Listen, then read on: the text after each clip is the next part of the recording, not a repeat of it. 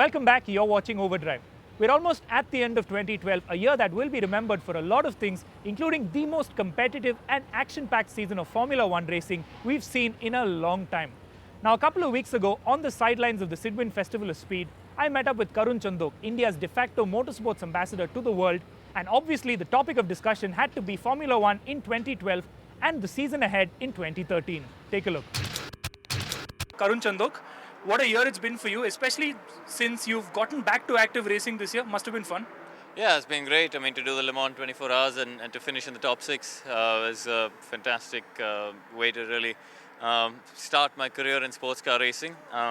We'll see what the future brings, but so far, to get a few podiums by the end of the season was a nice way to finish 2012. Talking about Le Mans, since you keep mentioning it as well, what was the experience like for you being there, and especially you being such a student of racing history, as it were, to be at Le Mans, to be there and to race at night at Le Mans? What was that experience like?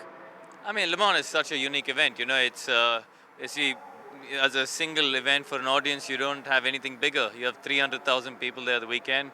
Racing at night is just an incredible experience. The fog's coming down, and you're in the middle of in the forest, and it's a fantastic thing. I mean, there's a lot of build-up and stuff which I didn't really care for, but the actual 24 hours of the race was phenomenal.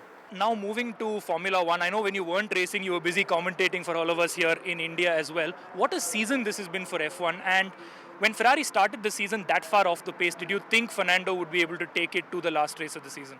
Oh, it was amazing. I mean, Fernando put together probably the most complete season of any driver for a very long time in F1.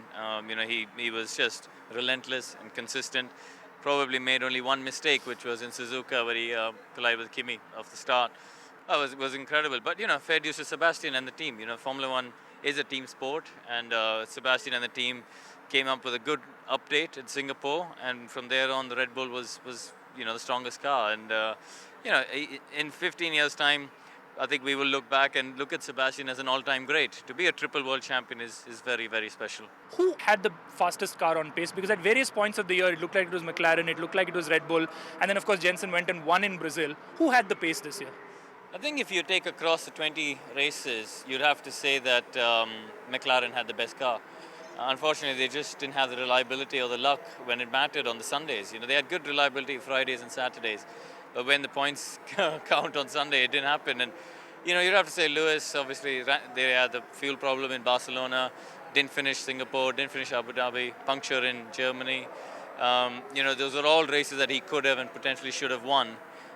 You add in the pit stop dramas early on, so McLaren really, will look back and think, could this have been the championship we lost? And also just moving to Red Bull Racing, I remember at the Indian Grand Prix here, we just finished up with the event. There was a lot of, everybody was packing up, and there was Adrian Newey. I remember this at about 9:30 at night, standing next to a nose cone in the Red Bull garage, looking at it, fiddling with it, taking a couple of pictures, calling up Milton Keynes. Was Fernando racing Adrian Newey at some point this year, like he said?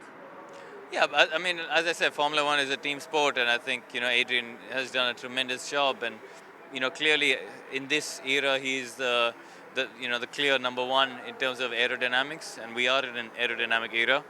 But, he can be beaten. And don't forget, between 2000 and 2009, or even 99 and 2010, if you like, Adrian didn't win any world championships, and it was Rory Byrne and Ferrari that were winning most of the time. So you have to think about that. And, so Adrian can be beaten.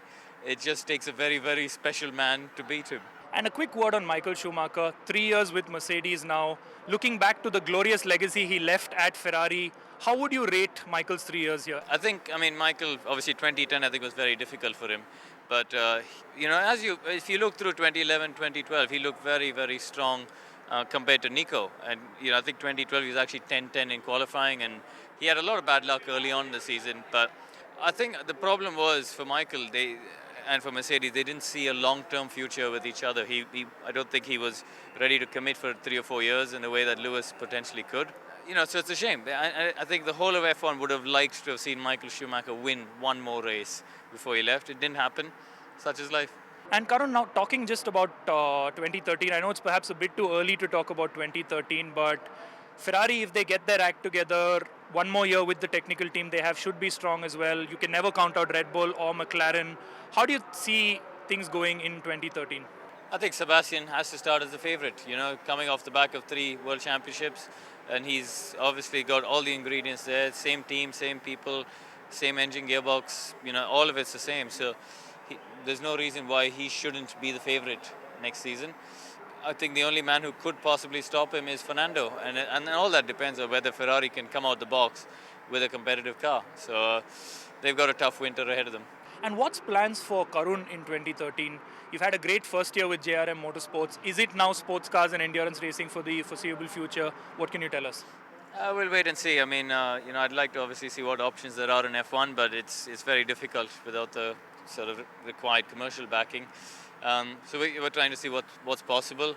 I really enjoyed my season in sports cars, and Le Mans was a fantastic challenge, so I'd love to do that again. There's a few options up and down on the motorsport ladder.